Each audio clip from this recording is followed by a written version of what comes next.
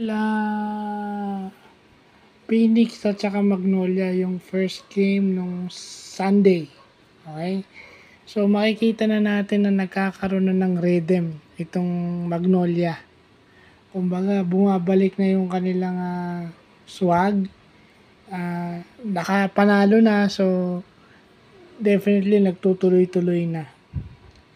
No? Yung sinasabi nilang intro boys ng PBA, nagtutuloy-tuloy na, nakakakuha na ng rhythm just like rain or shine. Medyo nag-i-struggle and then kasi maalala natin na nag-finals itong Magnolia. So hindi agad-agad ito nakaka-recover dahil nga mentally and physically fatigue pa sila dun sa nakaraan nilang mga laban ng championship. So yun na yung nangyari doon, nakuha lang nila yung rhythm nila. Again, Phoenix is nakalamang, lumaban, pero yung sustainability, no? Kailangan marunong ka mag-sustain ng lamang, mag-alaga ng lamang.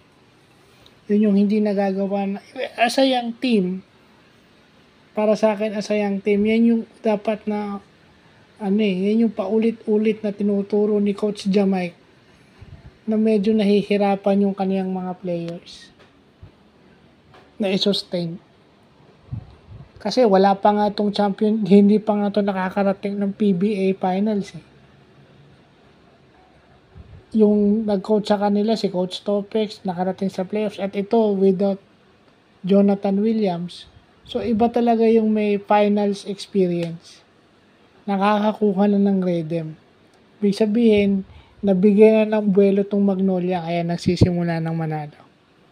So yun lang po.